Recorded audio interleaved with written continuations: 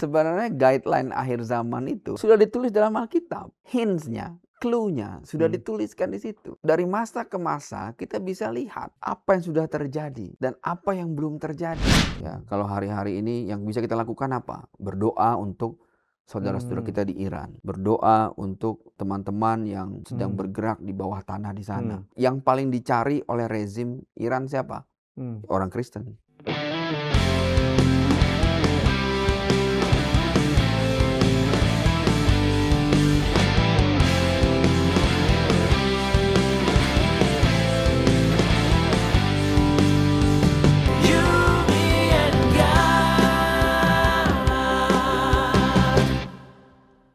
Shalom God Lovers, saya Pendeta Martin Hareva, senang sekali kembali menyapa Anda dalam Diaspora TV Talk Show, ruang dialog iman yang jujur, tenang dan bertanggung jawab di tengah dunia yang terus berubah.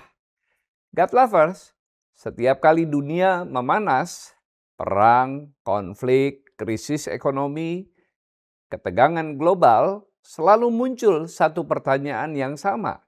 Apakah ini akhir zaman? Hari-hari ini perhatian dunia tertuju pada Iran.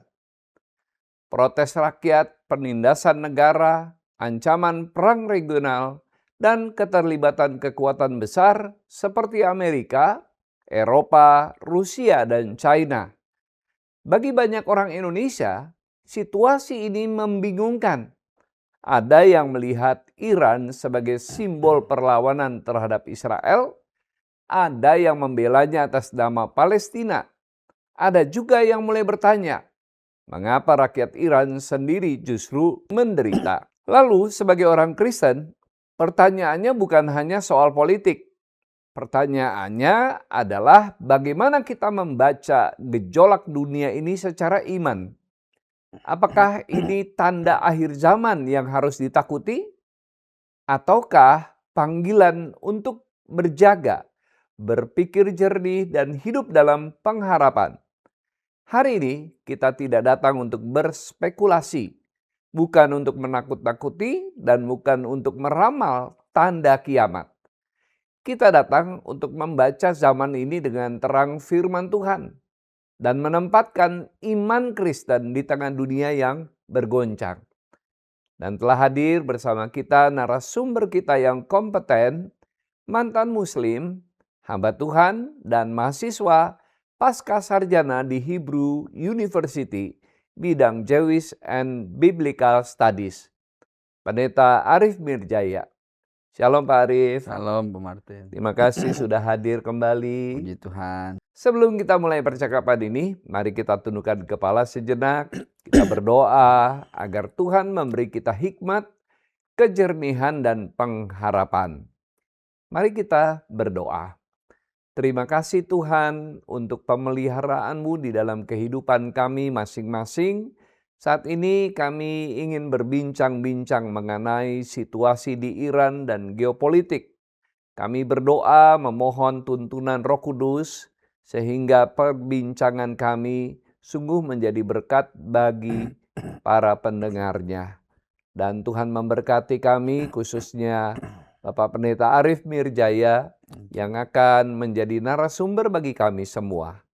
Dalam nama Tuhan Yesus kami berdoa, amin. Sebelum kita masuk ke topik hari ini, God Lovers, jangan lupa komen dan share talk show ini agar semakin banyak orang yang bisa belajar melihat dunia dengan iman yang dewasa. Dan bagi Anda yang baru bergabung, silakan subscribe dan follow Diaspora TV di YouTube, Instagram, TikTok, dan Facebook. Baik, God Lovers, mari kita mulai percakapan kita hari ini. Pak Arif, apa sebenarnya yang sedang terjadi di Iran hari ini? Apakah ini hanya sekedar protes ekonomi atau krisis legitimasi rezim? Ya, sebenarnya jauh lebih besar dari problem ekonomi. Ya, problem ekonomi itu biasanya hanya trigger. Ya, ini trigger bahwa mereka ada masalah ekonomi ya, kegagalan mengelola ekonomi. Ya, lalu juga ada sistem rezim yang otoriter. Tapi itu hanya trigger aja. Ya, Oke. kita harus bisa membaca gejala dalam jelaga istilahnya ya. Jadi what is hidden? Ya, ada apa nih ya? Kalau kita lihat flashback lagi ya, bahwa beberapa bulan lalu kita menyaksikan bagaimana Israel berhasil menginfiltrasi, ya, intelijen Israel itu masuk ke dalam sistem pertahanan Iran dan sangat dalam. Ya, panglima-panglima Garda Revolusi disikat habis. Ya, kegagalan Iran mengantisipasi pekerjaan intelijen Israel ya, yang saya yakin itu sudah dikerjakan bertahun-tahun. Ya, tidak mungkin itu pekerjaan yang dikerjakan baru-baru ya. Mossad sudah ditanam jauh-jauh hari di sana. Sudah mungkin udah bertahun-tahun ya. Iya. Karena Israel juga punya kepentingan untuk agar Iran menggagalkan program nuklir mereka. Ya, gitu loh. Iya. Tapi kegerakan massa rakyat Israel ini di luar dari situasi kompleks ini. Ya, karena kalau kita lihat ini nggak berkolerasi. Saya agak sedikit heran kenapa Israel tidak melanjutkan operasinya sampai penggulingan rezim misalnya. Ternyata Israel nggak punya kepentingan. Ya, kalau rezim itu tumbang. Kenapa Israel nggak punya kepentingan? Justru bagi Israel ketika rezim itu tumbang, dia harus bisa mengkalkulasi dampak sosialnya. Sama seperti waktu Irak ya, Saddam Hussein tumbang, yang terjadi apa? Yang terjadi adalah civil war. Ya, yang terjadi justru ada muncul penguatan di beberapa sektor, tapi juga muncul sebuah gerakan-gerakan baru. Gitu loh. Gerakan-gerakan radikal baru ya. Yang belum tentu menguntungkan Betul. bagi Israel dan kawasan ya. Iya gitu loh ya. Jadi dia punya kepentingan menjaga stabilitas sebenarnya. Ya, gitu. Makanya kemarin ya yang fokusnya dia ketika perang 12 hari dengan Iran ya, itu militer Garda Revolusi yang direct langsung dengan pengayaan uranium dan proyek nuklir. Itu yang disikat habis oleh Israel ya. Dan itu membuktikan kecanggihan intelijen Israel. Tapi gerakan perlawanan rakyat Iran itu nggak punya hubungan langsung dengan pekerjaan Mossad di sana. Kita bisa ngelihat gitu loh. Kalau Israel mau waktu itu ya langsung tumbang rezimnya. Itu momen yang paling pas. Kenapa?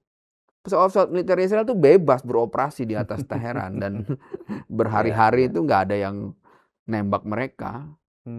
Ya, karena ketidakmampuan militer Iran, ya kita bisa lihat ya menang Israel gitu ya.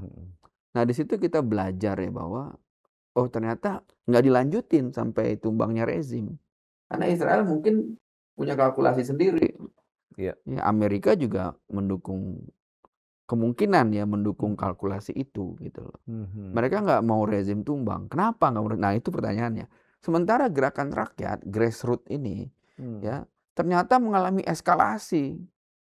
Ya, jadi seperti yang pernah kita sampaikan sebelumnya 2 tahun lalu kita mendengar sebuah gerakan clandestine, gerakan bawah tanah ya yang bermula dari banyaknya orang-orang percaya yang bertobat dan murtad di sana, gitu ya. Dan pada waktu itu hampir nggak ke-expose oleh media. Media di Indonesia juga nggak pernah ada yang ngomongin itu. Apalagi di Indonesia. Iya, apalagi ya. Tapi waktu itu karena kita punya sumber-sumber yang bisa kita percayain bahwa ada sebuah kegerakan besar nih yang sedang terjadi. Jadi prakondisi yang hari ini terjadi itu udah 2 tahun, 3 tahun lalu sudah terjadi, gitu ya. Nah, saya sih analisa saya, kenapa eskalasi ini sekarang muncul? Mereka sebenarnya berharap ketika Israel itu ngebunuh jenderal-jenderal itu, ya, dilanjutkan sampai rezimnya tumbang. Ternyata nggak dilanjutin sama Israel. Sedangkan rakyat belum kuat ya. Rakyat belum kuat ya. Dan sekarang rakyat merasa harusnya tumbang itu gitu ya. Eskalasinya naik lagi. Begitu. Nah, menurut Pak Arief, berarti krisis Iran ini tidak bisa dipandang sebagai urusan domestik saja, tetapi juga berpotensi mengguncang kawasan dan dunia. Karena Betul. Israel melihat jangan segera ditumbangkan ini, bisa mengganggu stabilitas Iya. di kawasan, dan mungkin juga jangan-jangan Israel juga sengaja memelihara mereka supaya negara-negara Arab punya lawan, disibukkan dengan mereka. Ya, itu bisa jadi ya analisa. Pertama begini ya, Iran ini punya banyak proksi. Kita tahu yang proksi terbesarnya adalah Hezbollah Ya, di di utara. Lebanon. Ya, di Lebanon dan juga di Syria. Nah, Syria ini adalah sekutu dari Iran. Iya. Ya, zaman Bashar Assad. Tapi sekarang Syria udah jatuh ke tangan Sunni. Iya. Ya, jadi udah futuh Syria. Ya, Damsyik ya kalau ini kita di dalam Alkitab itu disebutnya Damsyik. Di kawasan itu, nah itu proksi-proksi Israel yang sangat aktif. Ya, Hezbollah terutama ya. Nah, lalu di selatan ada Houthi dan di Yaman itu yang sangat kuat juga. Dan kita tahu itu 100% dapat dukungan dari Syiah, dari Iran. Ya. Lalu ada proksi ekonomi yang base-nya ada di Qatar. Oh, Qatar ya. Ya, ini pusat duitnya Iran sebenarnya ada di situ.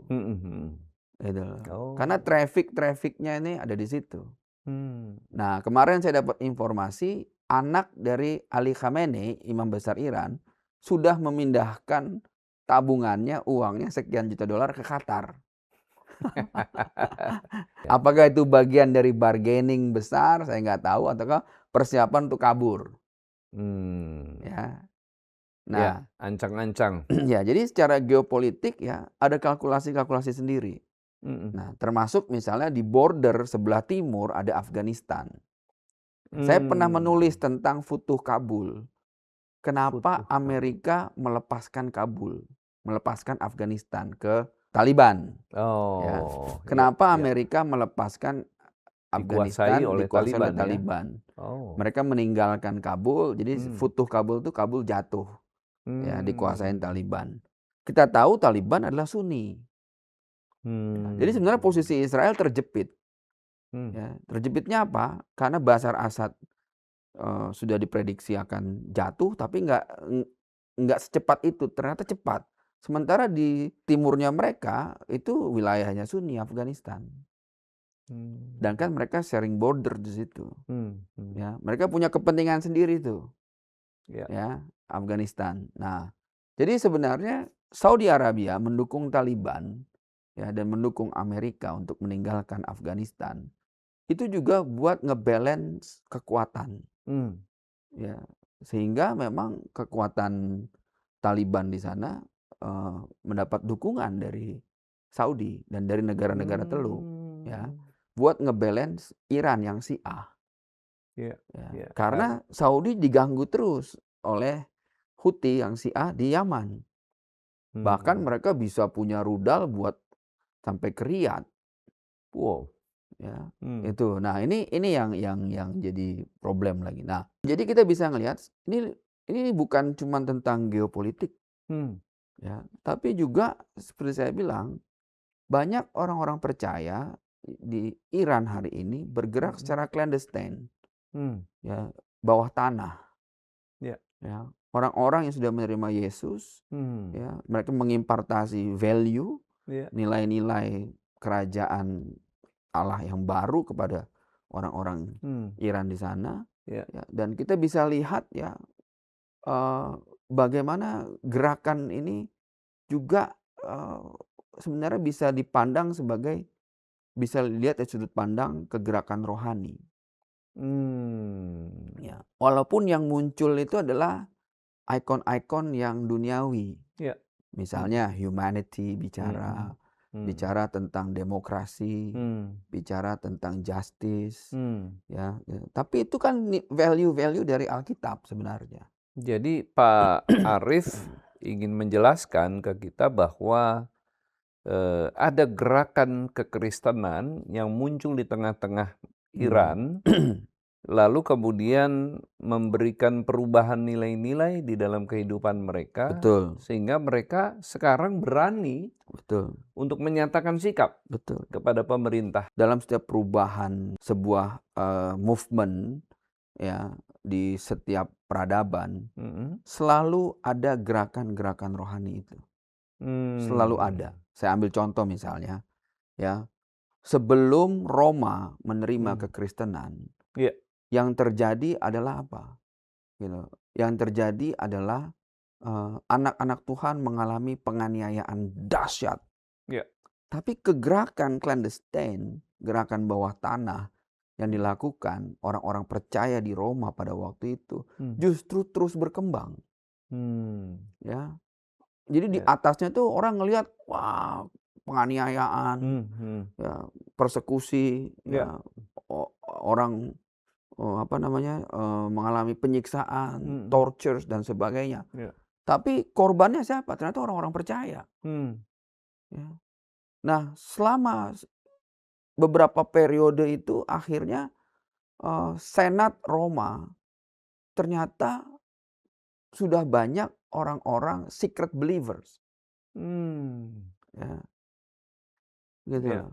Jadi ketika Konstantin sadar bahwa Senat itu udah mayoritas secret believers, Hmm. ya, dia mulai mulai mulai punya kalkulasi politik, Hmm. ya, bahwa dia harus bisa merangkul kelompok ini, Hmm.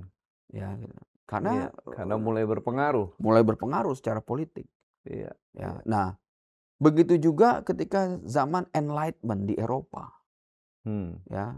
Ketika Luther waktu itu mereformasi kekristenan, ya, mengembalikan lagi pengajaran-pengajaran Kembali ke Alkitab. kembali ke Alkitab, ya.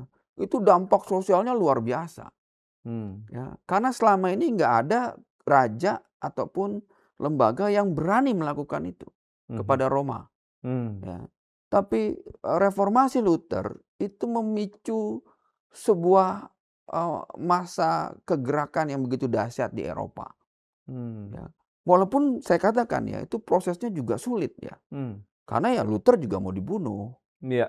ya kan? Mhm. Dan pengikut-pengikutnya yang lain juga itu kalau nggak dilindungi oleh Raja Jerman ya Raja Prusia waktu itu dia Mhm. pasti mati. Mhm. Mhm. Iya. Dikejar-kejar dibunuh. Jadi itu ada kepentingan politik yang juga sublimasi dengan spirit pemurnian iman yang Hmm. terjadi. Nah, muncul gerakan-gerakan lain juga akhirnya. Hmm. Dan itu kan membawa Eropa ke masa Enlightenment. Ya, Hmm. sehingga memicu sebuah fase baru dari gagasan pemikiran. Jadi Ya, kalau bisa dilihat dari sejarah, darah martir itu ternyata di kemudian hari membawa keselamatan kepada bangsa itu. iya, mau tidak mau karena value yang kita tanamkan tentang justice, Hmm. tentang humanity, tentang wrappingnya itu semua adalah kasih Hmm. Kristus, ya. Dan kasih Kristus itu kita harus paham ya, basis dari kasih Kristus itu adalah iman kepada Kristusnya. Mhm. Ya, orang yang nggak punya iman terhadap Kristus, Hmm. dia nggak bisa manifest kasih Kristus. Ya. Nah, artinya kalau ngomongin kasih Kristus itu Hmm. ultimate love ya. Ya. Dia beda dengan kasih ataupun kebaikan yang dunia ajarkan. Ya, Hmm. bedanya kenapa? Karena ketika orang punya iman terhadap Kristus, Hmm. manifestnya dia itu ya pasti bicara tentang justice, Hmm. ya, pasti bicara tentang eh, perlindungan, Ya. ya, pasti bicara tentang keadilan, Mhm. ya, pasti bicara tentang truth terutama Ya. kebenaran, Hmm. ya, nggak mungkin bisa ditahan. Ya. Ya, Eropa itu pernah ngalamin itu sampai muncullah zaman Renaissance, muncul Hmm. lagi zaman sampai revolusi eh, industri di sana terjadi, Mhm. sampai muncul negara modern Hmm. Republik Prancis yang dengan sistem demokrasi yang hari ini Ya. menginspirasi banyak termasuk kita semua. Nah, Pak Arief ingin memberikan gambaran bahwa apa yang terjadi pada zaman Romawi, kemudian di Eropa, ya, Hmm. itu bisa juga terjadi di Iran hari-hari ini, Betul, betul. gitu ya? Ya, saya sekali lagi berkata bahwa ada gerakan clandestine Hmm. keimanan kekristenan di situ. Hmm. Nah, kenapa saya katakan ini? Kita lihat ya, kaum leftist yang mendukung Palestina tidak satu pun mendukung gerakan itu. Hmm. Ya, tidak satu pun Ya. yang mendukung apa yang terjadi di Iran. Mereka Hmm. mendukung ya yang pro Palestina, orang-orang Hmm. leftist, orang-orang kiri Ya. yang di Amerika nih banyak direpresentasikan oleh di partai Demokrat ya. Hmm. Itu pro Palestina dan pro Iran. Hmm. Gitu loh. Kita bisa lihat tuh polarisasinya. Ya. Sama sekali mereka nggak peduli berapa ribu orang Iran, warga Iran yang dibunuh oleh rezim Islam Syiah ini. Nggak peduli mereka.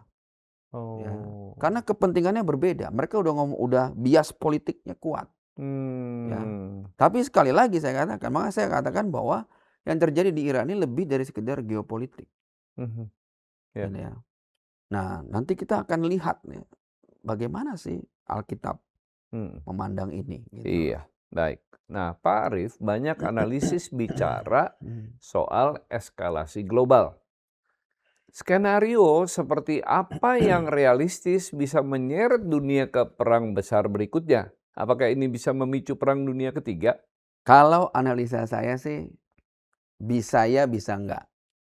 Ya, kenapa bisa ya? Karena yang bisa memicu perang dunia ketiga, ya, ini cuman 3 negara. Amerika, Cina, Rusia. Oh. Ya. Walaupun Iran punya nuklir. Iya, artinya begini ya. Ya. Kemungkinan terburuk adalah Iran mungkin masih punya sisa sedikit nuklir setelah kemarin fasilitasnya dibombardir Amerika dan Israel. Ya. Sikap desperate-nya rezim Iran itu yang bisa akan memicu perang dunia ketiga. Tapi itu nggak akan terjadi ketika Cina dan Rusia nggak terlibat. Gitu. Ya. Ya. Anggaplah betul akhirnya mereka begitu frustasi, ada sisa hulu nuklir yang sudah siap, ya, kemudian mereka luncurkan ke Israel. Anggaplah seperti itu. Apakah itu akan memicu perang dunia ketiga? Bisa. Tapi kalau Cina dan Rusia dan Amerika nggak ikut-ikutan di situ, nggak akan terjadi. Mereka menahan diri gitu Menahan ya. diri.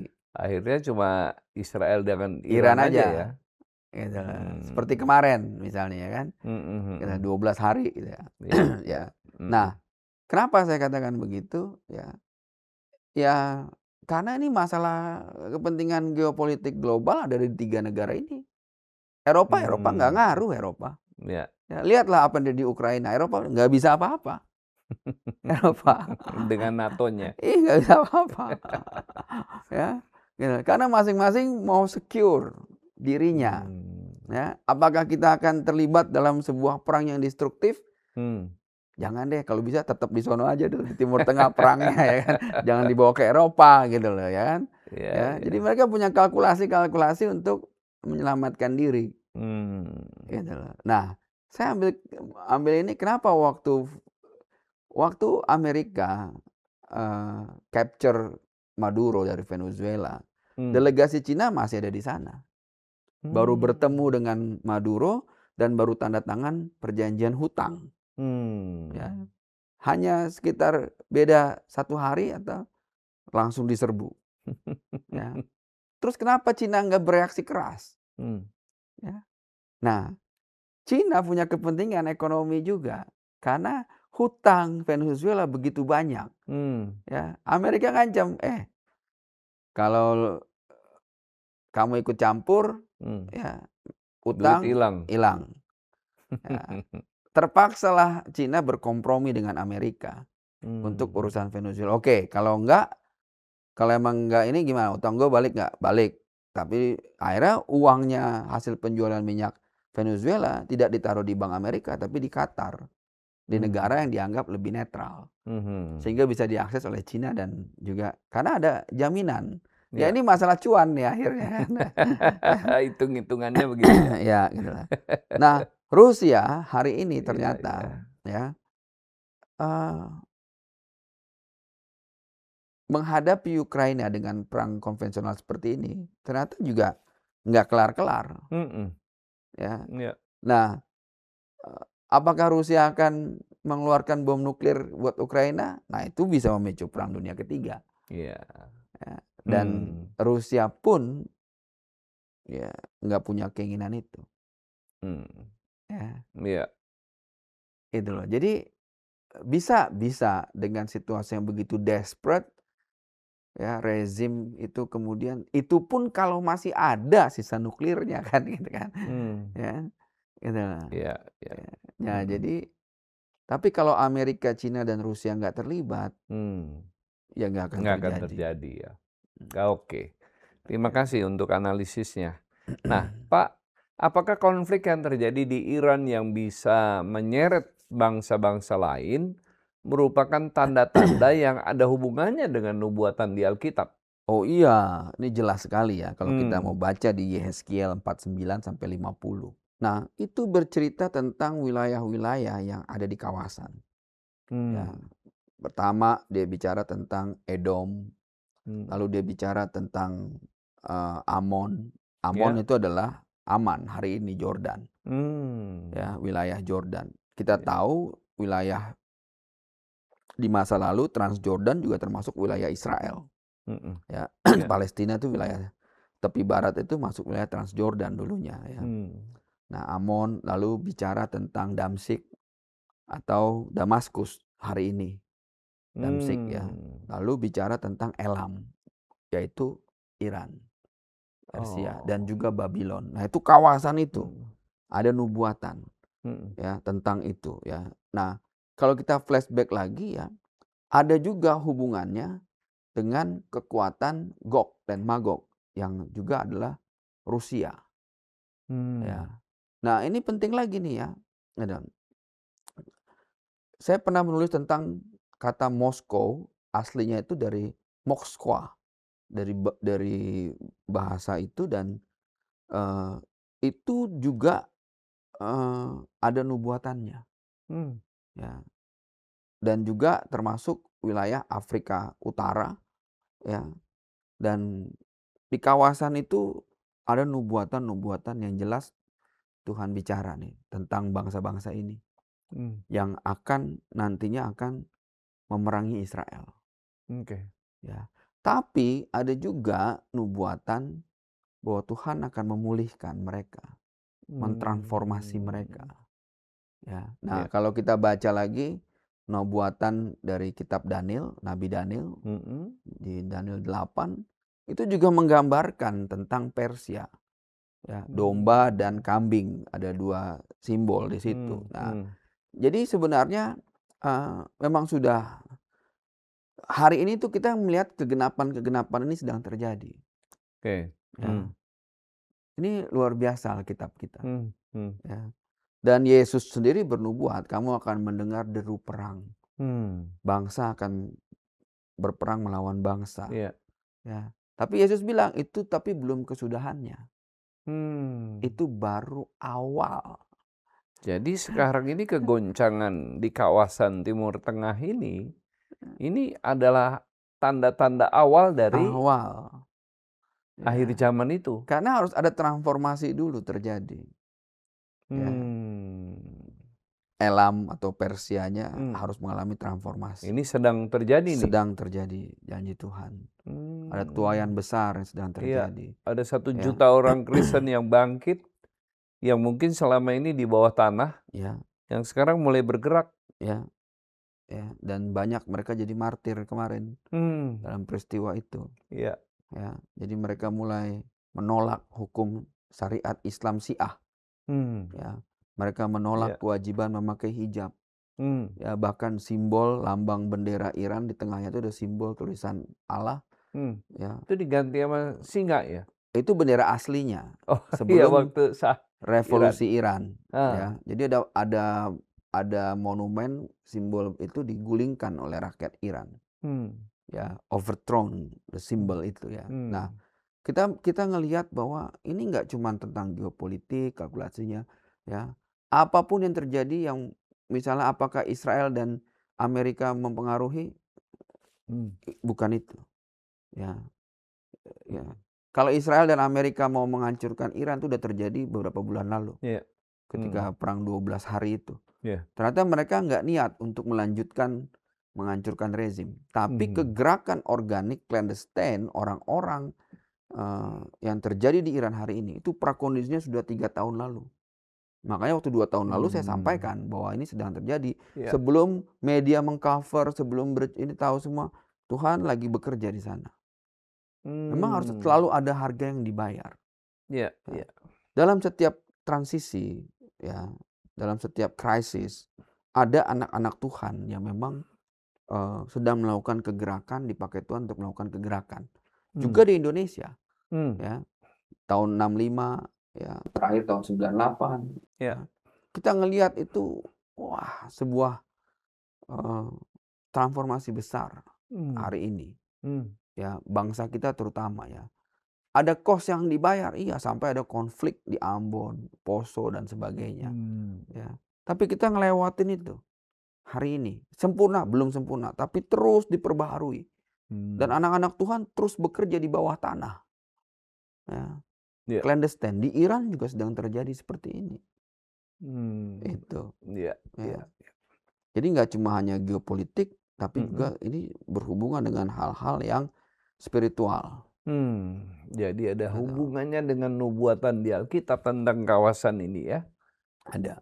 Nah, Ya. Pak Arief, laporan internasional menunjukkan bahwa orang Kristen, khususnya mereka yang menjadi Kristen dari latar belakang Islam, artinya para murtadin, Hmm, menghadapi peningkatan penahanan, hukuman panjang, dan kriminalisasi hanya karena menjalankan iman mereka di Iran. ya, Nah, bagaimana kita memaknai realitas ini ya. dari perspektif Kristen dan Hmm. prinsip kebebasan beragama? Ya, yang pertama saya ingatkan bahwa Yesus pernah bersabda, "Kamu akan dibenci semua orang oleh karena namaku." Hmm.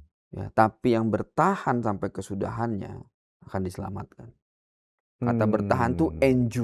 enduro, Be- ya, bertahan ya. Ini bukan tentang speed, Hmm. ya, tapi tentang daya tahan kita, Ya. ya. Siap nggak kita? Ya. Karena ada kekuatan darkness and the light lagi bertarung nih, Hmm. ya, di sana ya. Jadi kalau kita ngelihat situasi di kawasan itu, ya situasinya adalah ketika lagi ada pertarungan besar antara kegelapan dengan terang, Hmm. ya.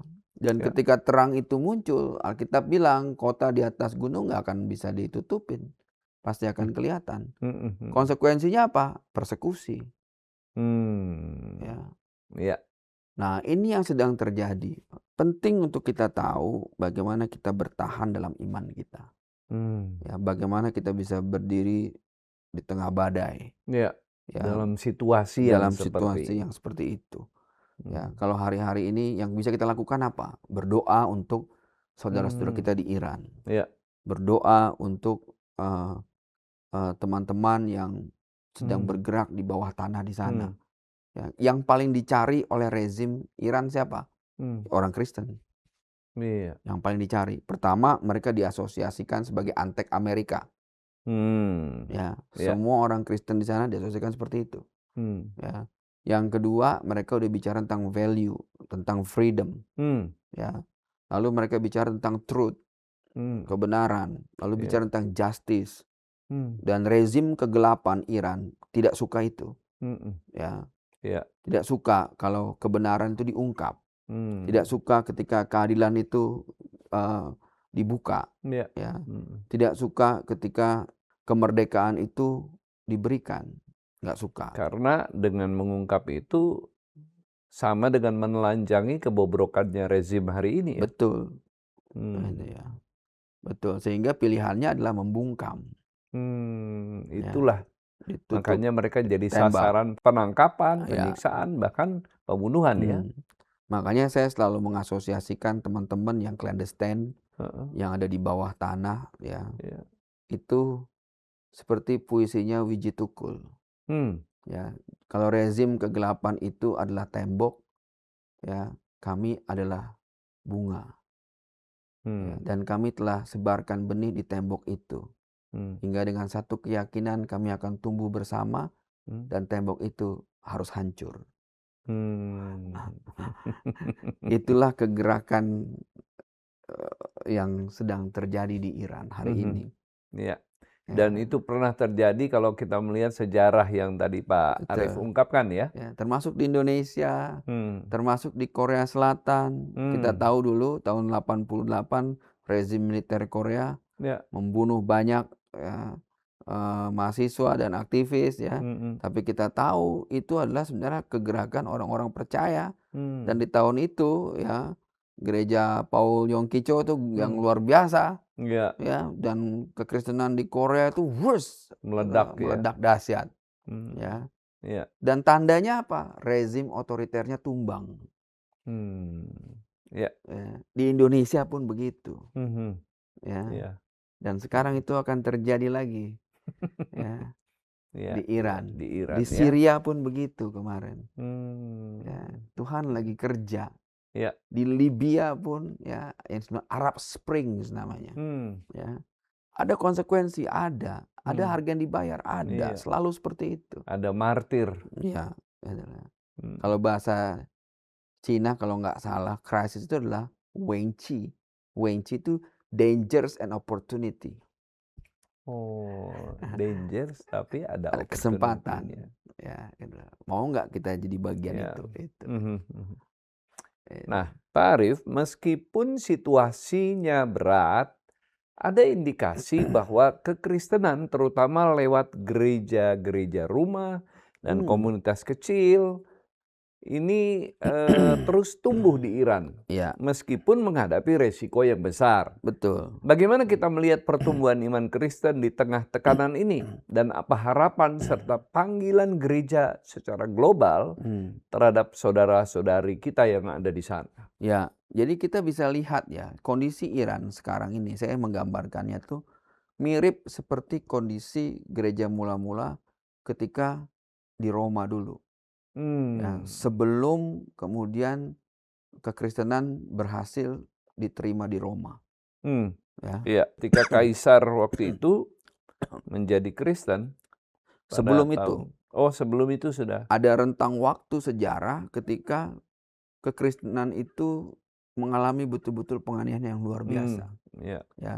mhm, Jadi orang Kristen itu seburuk-buruknya manusia iya, di masa itu ya. mhm, Ya, jadi dikejar, bahkan dihina. iya, Bukankah kalian adalah terang dunia? Iya. mmm, Kalau begitu jadilah api yang menerangi kota Roma. mmm, Ditusuk, dibakar. mmm, Jadi lampu yang menerangi kota Roma. wow, Ya. ditangkap diadu dengan binatang buas ya? Nah, itu juga. Ya. Ya, terus ya Mmm, jadi bahan bakar penerangan kota Roma. Harga yang dibayar. ya, Tapi ya selama ratusan, mungkin mhm, sekitar 600 tahun lebih ya, eh, Israel nggak pernah bisa mengalahkan Roma. mmm, Ya. Bahkan Israel tercerai-berai, dihancurkan oleh Romawi.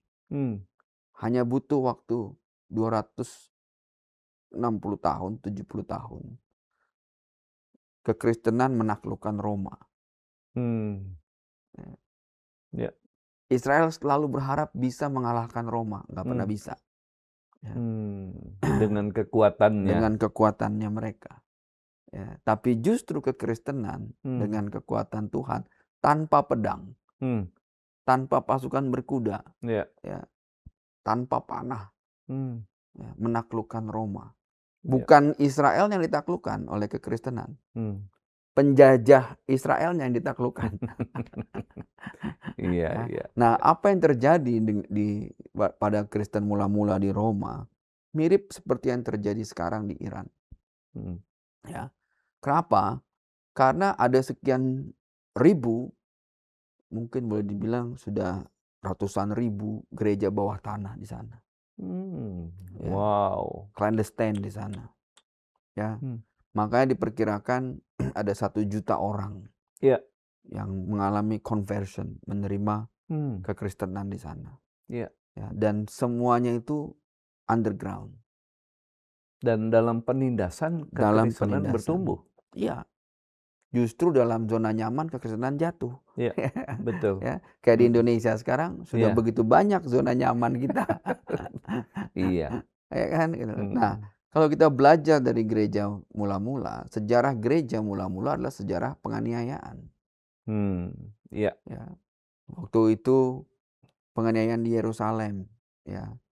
Semua jemaat itu keluar dari Iya. Yerusalem. Lari. Pergi ke Dekapolis. Dan di Dekapolis itulah kekristenan bertumbuh. Ya. Ya, itu 10 kota besar yang Ya. dibangun oleh zamannya Alexander Agung. Ya, justru di situ hanya rasul-rasul yang bertahan di Yerusalem. Tapi semua jemaat itu membawa iman mereka keluar dan kekristenan itu menyebar ke seluruh kawasan.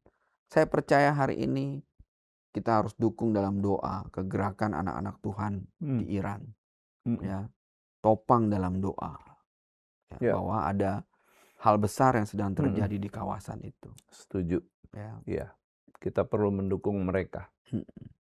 Nah, Pak Arief, dalam konteks iman, bagaimana kita membedakan antara agama sebagai nilai rohani dan agama sebagai alat kekuasaan? Kalau kita lihat di Iran ini, pemerintahan ini kan pemerintahan Syiah yang menggunakan nama agama tapi dengan tangan yang keras gitu ya, menindas rakyat. Nah, bagaimana menurut Pak Arief? Kalau pandangan pribadi saya memang sejak dulu agak-agak pesimis dengan agama. Ya, kita harus betul-betul paham bahwa kekristenan itu bukan tentang agama. Ya. Karena Yesus sendiri datang tidak bawa agama. Satu ya. Nah, agama pada akhirnya hanya jadi alat kekuasaan. Ya. Sama persis di masa lalu sejarahnya.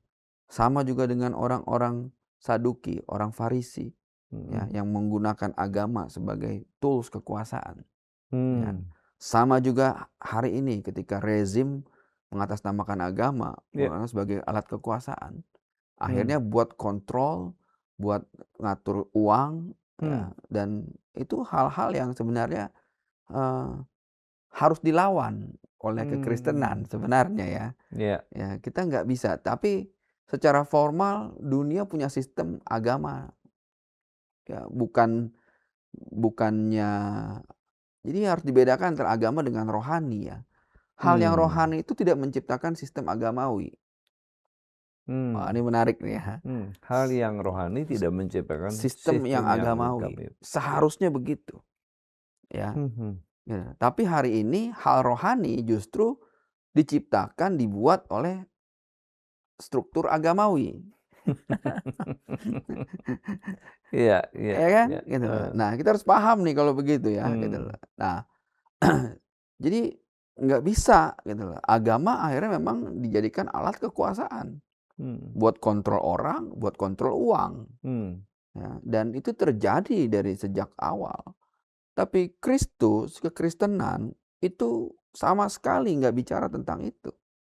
Kekristenan itu bicara tentang relasi, hubungan antara apa? Hablum minallah dan hablum minannas. Ya, hubungan dengan Tuhan dan dengan manusia. Dengan sesama. Makanya Yesus bilang ya, tuhibbur rabbul haq wa min kulli nafsika wa min kulli fikrika wa min kulli qalbuka. Ya, mengasihi Tuhan dengan segenap hatimu, dengan segenap jiwamu, dengan segenap pikiranmu dan kekuatanmu. Dan yang sama dengan itu, dia bilang yang sama dengan itu, mengasihi sama manusia. Ini the main principle of Christianity. Ya. Bahwa ini pola relasi ya. Yang jauh lebih tinggi, ini hukum yang tertinggi dia bilang ya. Lebih tinggi dari liturgi. Jadi digambarkan dengan salib itu ya. Betul. Hubungan ke atas, hubungan Ke samping, horizontal, samping ya. vertikal, ya. Iya. Dan ini lebih tinggi daripada syariat-syariat. Lebih tinggi dari liturgi-liturgi. Iya. Lebih tinggi dari tadi agamawi-agamawi. Ya. Inilah spiritualitas kita seharusnya. Ya. Harusnya dia bisa crossing boundaries. Ya, bisa keluar dari batasan-batasan liturgi dan agamawi. Ya. Karena kalau agama ya pasti ujungnya adalah alat kekuasaan. Ya, ya. Tapi hal yang rohani seharusnya ya tidak muncul dari agama. Gitu. Tapi dari hubungan tadi. Ya. Relasi kita dengan Bapa dan sesama. Iya. Itu. Nah, Pak Arief, apakah sikap anti-Israel ini otomatis berarti kita harus membenarkan rezim manapun yang melawannya? Ya nggak bisa. Ya. Berarti kita naif. Ya kan? Ya. Kita anti-Israel tapi kita membolehkan Iran membunuh 1.000 orang. Ya kita berarti orang politik namanya. Ya. Jadi akhirnya perjuangan kita ya perjuangan politik aja kalau begitu. Iya. Ya. Sebab ada ketidakadilan di sana. Iya dong. Kalau Alkitab ngajarin kita kalau kamu tahu berbuat baik, berbuat benar, kamu tidak melakukan ya kamu berdosa. Ya. Ya. Regardless kepentingan politik kita apa, harusnya begitu. Nah, bagaimana seharusnya orang Kristen Indonesia bersikap di tengah polarisasi opini soal Iran, Palestina, dan Israel ini? Nah, yang pertama itu membaca gejala dalam jelaga. Ya. Gejala dalam jelaga. Menarik. Jadi balik lagi kemana? Ke Alkitab. Acuan kita itu ada di situ. Iya. Ya. Alkitab itu dituliskan past, present, and future. Ya. Perjalanan hidup orang sebelum kita tuh sudah tertulis dalam Alkitab. Dan nubuatan yang akan datang di depan kita yang kita belum tahu sudah tertulis juga dalam Alkitab. Dan hampir semua di dalam Alkitab itu tergenapi. Masih nggak percaya juga kita. Jadi back to the Bible. Itulah sikap kita sebagai kita orang harus seperti Kristen. itu. Suka nggak suka sama Israel, kesel Israel tegar tengkuk dan sebagainya, kembali ke Alkitab kita. Ya. Baca betul-betul janji Tuhan di situ. Seperti apa. Sehingga respon kita sesuai dengan Alkitab. Ya. Jangan respon kita emosi. Ya kan? Iya, iya. Respon kita political mindset. Ya. Nggak bisa tuh. Jangan hanya terbawa isu-isu politik gitu ya. Nggak bisa. Harus lihat ke Alkitab. Nah, banyak orang percaya mulai bertanya nih Pak Arief. Apakah ini tanda-tanda akhir zaman? Bagaimana Alkitab mengajarkan kita membaca gejolak global tanpa jatuh ketakutan atau spekulasi yang liar? Ya, Tidak menjadi takut atau menspekulasi. Sebenarnya guideline akhir zaman itu, saya bilang guideline akhir zaman, sudah ditulis dalam Alkitab. Ya. Ya kan? Hints-nya, clue-nya sudah dituliskan di situ. Ya kan? Dan dari masa ke masa kita bisa lihat apa yang sudah terjadi. Dan apa yang belum terjadi. Wah, ini dahsyat ya. Makanya kita bilang ya kalau kita berpedoman pada Alkitab, kita nggak akan jatuh ke spekulasi liar. Coba terus dapat rema. Ini apa maknanya? Ya, ketika Tuhan situasi ini, apakah ini tanda-tanda akhir zaman? Betul. Ya, karena Yesus juga sudah udah kasih clue. Tapi bukan akhir zamannya ya. Awal permulaan kata Yesus bilang kan. Tapi itu baru permulaan dia bilang. Jadi kita harus bisa membaca tanda-tanda zaman. Betul. Dan itu semua udah ada di dalam Alkitab sudah ya. Ada. Jadi semestinya orang Kristen nggak bisa disesatkan. Banyak orang pandai mengukur rupa bumi, Yesus bilang begitu. Rupa bumi kamu tahu. Ya. Tapi tanda zaman kamu tidak tahu. Lihat cuaca kita bisa tahu kapan hujan bentar akan lagi turun. hujan gitu ya. Tapi baca peta zaman bingung. Ya, peta zaman bukunya Pak Jeff Hammond. Ah, iya benar. Ya, gitu. Iya Memang iya. kalau orang baca bukunya dia tuh bingung ya, peta zaman ini waduh tapi kita harus go back again to the Bible ya. Hmm. Karena nubuatan-nubuatannya dari kitab Daniel, kitab Wahyu itu related Hmm. ya, saling terhubung Iya. ya. Yang disampaikan Nabi Yehezkiel, Nabi Yeremia, Nabi Zakaria berhubung Hmm. gitu loh. Dengan Ya. apa yang Yesus ajarin. Ini kita harus ngerti makanya ya. Hmm. Ini ya, Alkitab itu teruji. Ya. Selama ribuan tahun dipegang jadi pedoman dan apa yang belum terjadi di situ tuh. Ya. Kalau kita memperhatikan Alkitab, sebenarnya penggenapan demi penggenapan sedang terjadi sampai kepada akhir zaman, sampai Yerusalem baru nanti Kita harus turun. bersiap-siap makanya. Ya. Kalau menurut kalender Ibrani, ya kita sudah masuk ke tahun 6000. Ya. Dunia sains bilang masa umur kita 6000 tahun cuman. Tuh, peradaban tertua itu di umur sekitar itu. Ya. Udah desa tertua Yeriko itu di sekitar 6000 sampai 8000 tahun. Ya. Ini peradaban tertua nih. Ya, tidak ada peradaban itu yang 6000 tahun lalu itu belum ada. Gitu. Kenapa? Karena manusia waktu itu belum punya peradaban. Manusia pertama yaitu Adam. Dari mana kita mengukurnya? Ya. Jadi 6000 tahun itu bukan umur bumi. Ya, tapi dihitung sejak Adam jatuh. Ya, kalau kita gitu rentang ya waktunya. hitungannya ya. Iya dong. Karena sebelum Adam itu kan bumi sudah ada. Sedang ada proses masa penciptaan itu sedang berlangsung ya. Iya, kalau di Alkitab kan Adam baru hari terakhir diciptakan. Itu pun nggak ada yang tahu berapa lama dia di dalam Taman Eden bersama-sama dengan Tuhan. Nah, jadi kita nggak punya ukuran nih tentang waktu sebenarnya ya. Kapan waktu bermula? Ya, akhirnya kita akan bilang menurut perspektif siapa? Perspektif Tuhan apa perspektif kita? Ya, kalau menurut perspektif kita, waktu bermula itu ketika manusianya ada. Kenapa? Karena ukuran kita mengukur waktu berdasarkan peredaran bumi mengelilingi matahari. Hari ini nih standar waktu yang kita pegang. Manusia ya. Ya, artinya ada syaratnya nih mengukur waktu ukurannya. Manusianya ada. Sebelum manusianya ada, bumi dan bulannya udah ada. Sudah ada. Apakah berarti waktu tidak ada? Waktu ada. Karena kan kita hanya mampu mengukur waktu berdasarkan ini. Ya, oke, ada tingkatan yang lebih tinggi. Apa? Berdasarkan kecepatan cahaya. Ya. Apa indikator kecepatan cahaya? Ya.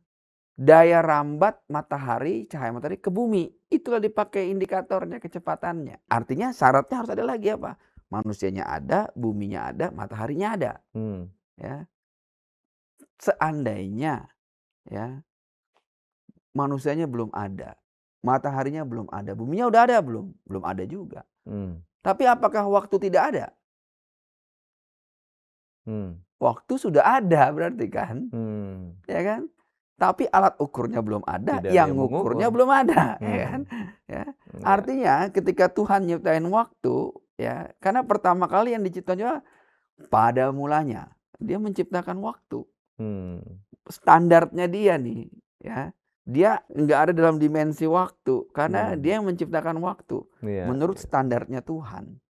Nih lagi ya. Nah, kita nggak mampu mengikuti standar Tuhan. Makanya kemudian kita menggunakan alat bantu yang namanya bumi dan matahari dan bulan hari ini. Artinya berapa umur bumi? Manusia punya hipotesis. Sebelum kejatuhan Adam, mungkin umur bumi sekian menurut ukuran manusia. Nah, jadi 6000 tahun dari mana? Dari mulai umur Adam ya sampai Adam mati. Adam ketemu dengan bapaknya Nuh. Bapaknya Nuh ketemu dengan bapaknya Abraham. Hmm. Ya, ini saling berhubung nih. Umur manusia hidup itu ya. Iya, panjang-panjang. Ya, dari itulah Israel menentukan timeline kalendernya mereka. Jadi sebenarnya Gitu. orang kan bilang ribuan tahun yang lalu ada dinosaurus. Hmm.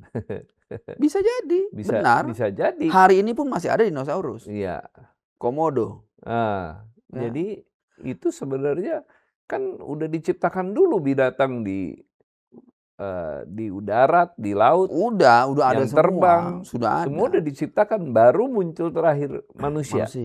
Nah, masalahnya kita nggak tahu berapa lama kita manusia itu tinggal dalam hadirat Tuhan. Nah, kita nggak mampu mengukur waktu itu. Yang kita mampu mengukur setelah kejatuhan dalam dosa. Barulah ada waktu itu. Iya, ya. Barulah waktu menurut ukuran kita nih. Gitu. Jadi kalau kita lihat ya dari mulai Adam adalah bapak semua manusia. Ya. Nuh adalah bapak orang yang diselamatkan. Ya. Abraham adalah bapak orang beriman, orang percaya. Ya. Ini zamannya bapak. Mulailah muncul Ishak, masuk ke fase ini dari Adam ke Abraham ini 2000 tahun. Kita bisa ukur nih berdasarkan umurnya orang-orang ini. Ya, ini disebut zaman Bapa. Dari Abraham sampai ke Ishak, dari mulai Ishak ini sampai kepada Yesus itu zaman anak. 2000 tahun. Menurut kalender Israel. Ya, dari Ishak kepada Yesus 2000 tahun. Dari Yesus ke kita hari ini juga 2000 tahun menurut kalender Israel. Ya. Kita anggaplah ada kesalahan penghitungan tahun kabisat. Ya, karena Israel mengikut kalendernya berdasarkan peredaran bulan. Makanya kalender Romawi beberapa kali ganti. Ya. Karena sebenarnya tidak ada yang pas mengukur peredaran bumi mengelilingi matahari. Nggak ada pembagian yang pas. Benar-benar pas ya. Ya. Sehingga harus dibagi tahun kabisat. Nah, kalender Israel menggunakan peredaran bulan. Ya. Jadi kita sudah ada di akhir zaman Roh Kudus. Karena setelah Yesus naik ke surga, ya, dia mencurahkan Roh Kudus ini kepada kita. Jadi udah kebagi 3 periode. 2000 tahun zaman Bapa, 2000 tahun zaman anak, 2000 tahun zaman Roh Kudus. Kita udah betul-betul di akhir ini.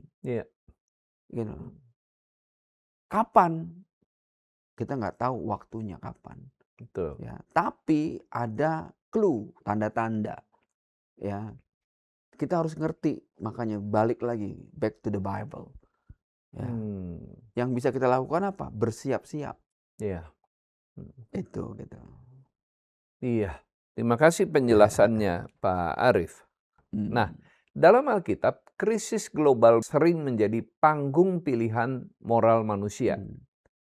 Apa yang Tuhan tuntut dari gereja di tengah kekacauan dunia hari ini, Pak? Wah, ini berat sekali sebenarnya. Gereja itu betul-betul harus jadi sanctuary. Sanctuary itu adalah tempat perlindungan bagi orang yang remuk hatinya, katanya. Yesus bilang, bagi orang yang dalam penjara, ya, bagi orang-orang yang lapar, yang haus, ya, orang-orang yang miskin. Nah, ini penting nih di masa-masa ini ya, buat kita punya pemahaman ini ya, peran gereja. Jadi waktu Yesus bernubuat kepada Petrus, di atasmu Petrus, aku akan membangun jemaatku. Ya, kata eklesia. Ya, yang Yesus sampaikan kepada Petrus, ya. Ya, alam maut tidak berkuasa atas dia. Yang alam maut tuh nggak berkuasa terhadap gereja. Nah, sebelumnya Yesus bilang, kepadaku telah diberikan semua kuasa. Jadi kunci kerajaan sorga itu ada di gereja. Ya. Tapi gerejanya bagaimana? Ya. Apakah gereja agamawi yang tadi kita sampaikan, institusi dan sebagainya, ya itu alam maut bisa berkuasa atas, bisa dihancurkan. Tapi Hmm. gereja yang Yesus mau, Allah mau tidak berkuasa atas dia. Hmm. Ya. Nah ini kita Ya. harus paham ya bahwa kata eklesia, ya, kenapa dipakai itu katanya eklesia? Ya. Padahal di masa itu ada sebuah, kalau itu adalah tentang bangunan, ada bangunan sinagog Mhm. yang lebih representatif sebagai tempat ibadah orang Yahudi. Ya. Tapi Yesus nggak pakai istilah sinagog tadi. Lalu ada hieron atau kuil. Ya, Hmm. orang Yunani, orang Roma pada waktu itu menyembahnya di kuil-kuil. Hmm. Ya. Tapi mereka juga menyebut bait Allah sebagai kuil. Hmm. Ya. Dan kenapa nggak disebut hieron juga? Di masa itu eklesia apa? Ternyata eklesia pada masa itu bukan lembaga rohani. Eklesia di masa itu adalah marketplace. Kumpulan orang, ya, dan mereka itu istilahnya belligerents kalau dalam bahasa hukum. Hmm. Ya, punya status yang jelas, Hmm. gitu ya. Yang kedua, mereka mader-jering, dewasa, mengambil keputusan sendiri. Nah, kumpulan orang ini membicarakan tentang hal ihwal komunitasnya. Kata eklesia itu dipanggil keluar karena dibawa ke Roma untuk jadi perpanjangan tangan kerajaan Roma. Ya. Nah, Yesus waktu ngomong ke Petrus, dia mau agar gerejanya itu jadi perpanjangan tangan kerajaan sorga. Hmm. Ya. Kebijakan-kebijakan Roma itu diterapkan di eklesia. Sama juga dengan ketika Yesus bilang ke Petrus, kebijakan-kebijakan kerajaan Allah diterapkan di eklesia. Nah, eklesia ini akhirnya apa? Yesus datang itu maunya di tempat Yesus datang. Hmm. Ya. Karena Yesus bilang ini pengantenku, gereja itu, eklesia itu. Aku akan datang untuk ini. Ini tempat yang menyambut dia datang. Hmm. Ya. Hari ini kita lihat gereja kita. Kira-kira di gereja kita nih kayak gini, kita kenal nggak kalau Yesus datang? Hmm. Ya, kita bisa kenalin nggak? Gitu. Hmm. Ya, gitu. Jadi eklesia itu lebih besar dari hanya sekedar bangunan. Hmm.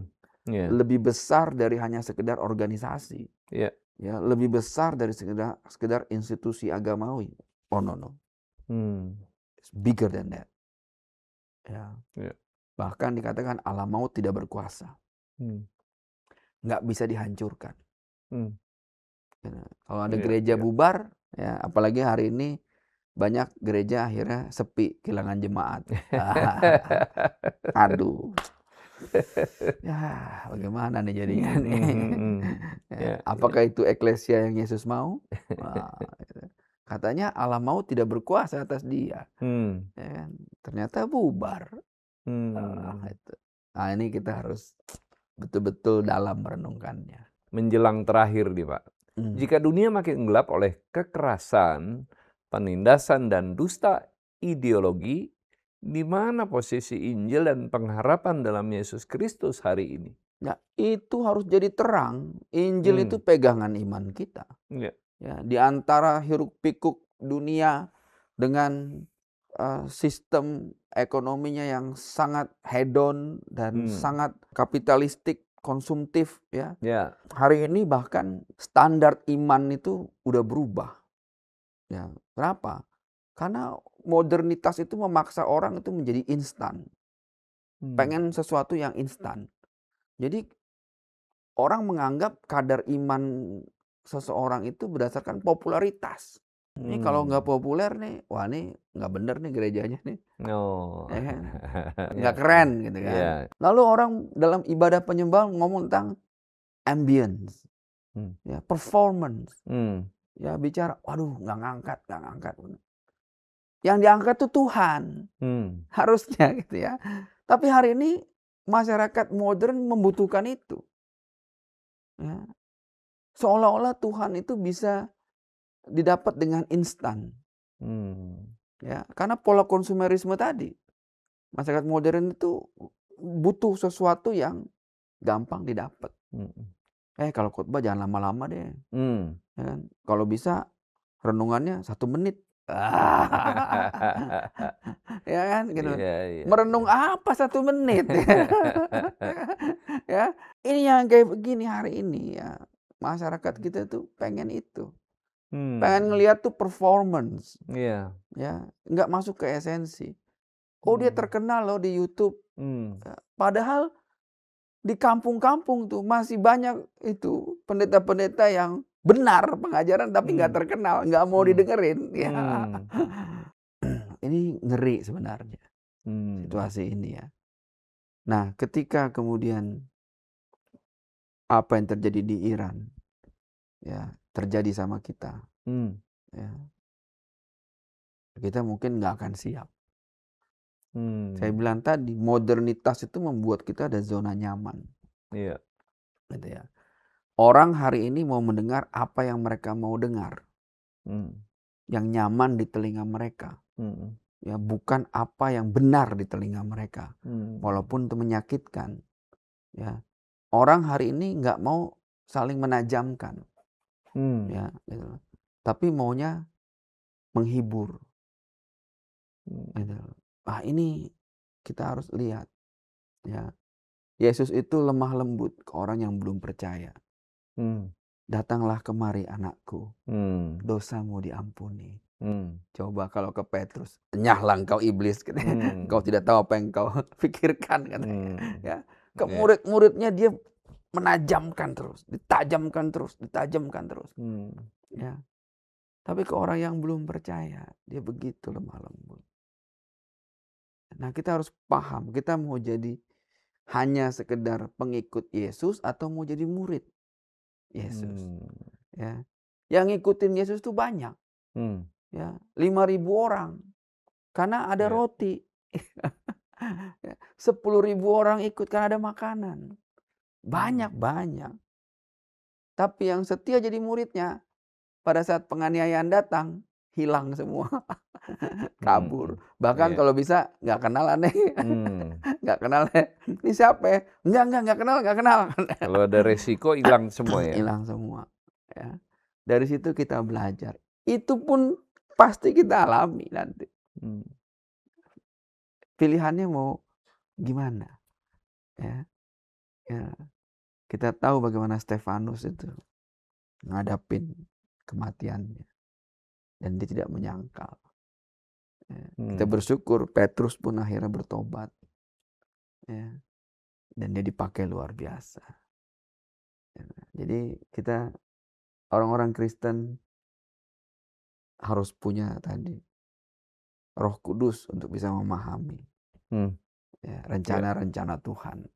Membaca tanda-tanda zaman Betul. dan bersikap sesuai dengan firman Tuhan. Amin. Nah, Pak Arief, apa pesan Pak Arief terhadap orang-orang Kristen dalam menghadapi perubahan dan perkembangan geopolitik di Timur Tengah? Kita harus setia dengan iman kita. Hmm. Kembali lagi ke Alkitab, back to the Hmm. Bible.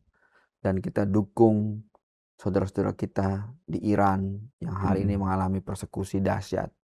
Ya, Ya. terus topang dalam doa. Saya ada beberapa kontak di sana yang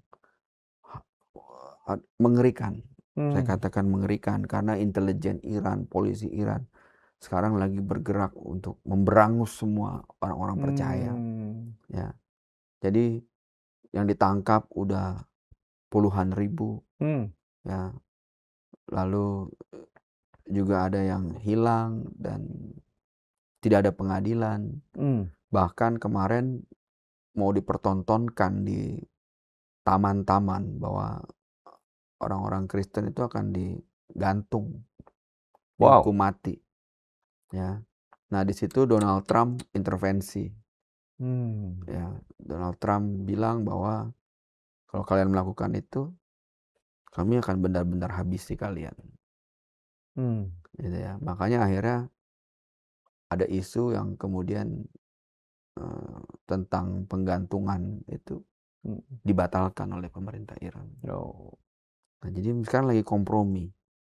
Gitu. Tapi ya saya katakan bahwa ini fase yang krusial. Karena bisa jadi titik balik ya. Titik balik ya. Ketika akhirnya kalau Amerika dan Israel tidak menginginkan perubahan rezim, akan lebih berat lagi. Buat kekristenan di Buat Iran. ya, akan sangat berat lagi. Iya. Gitu. Itu yang sekarang kita dukung mereka dalam doa. Ya. Itu. Baik, terima kasih banyak Pak Arief untuk penjelasannya yang luar biasa. Tanda-tanda yang terjadi di dunia ini ternyata ada hubungannya dengan akhir zaman.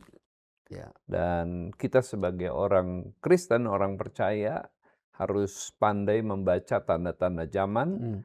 Dan caranya adalah dengan akrab terhubung dengan firman Tuhan dan pribadi Tuhan sendiri. Ya. Tadi Pak Arief menggambarkan tentang hubungan dengan Allah dan juga hubungan dengan sesama. Iya. Baik, God lovers, hari ini kita tidak sedang menghitung tanggal kiamat. Kita sedang membaca tanda-tanda zaman dengan iman dan akal sehat. Ketika Iran memanas, ketika dunia terbelah, ketika perang, ekonomi, agama, dan kekuasaan saling bertabrakan, pertanyaannya bukan pertama-tama kapan akhir zaman itu tiba, tetapi di pihak siapa kita berdiri saat dunia bergoncang. Alkitab tidak memanggil kita untuk hidup dalam ketakutan, melainkan dalam kewaspadaan dan pengharapan.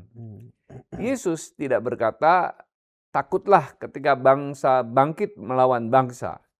Tetapi apabila semuanya itu mulai terjadi, bangkitlah dan angkatlah mukamu, sebab penyelamatanmu sudah dekat.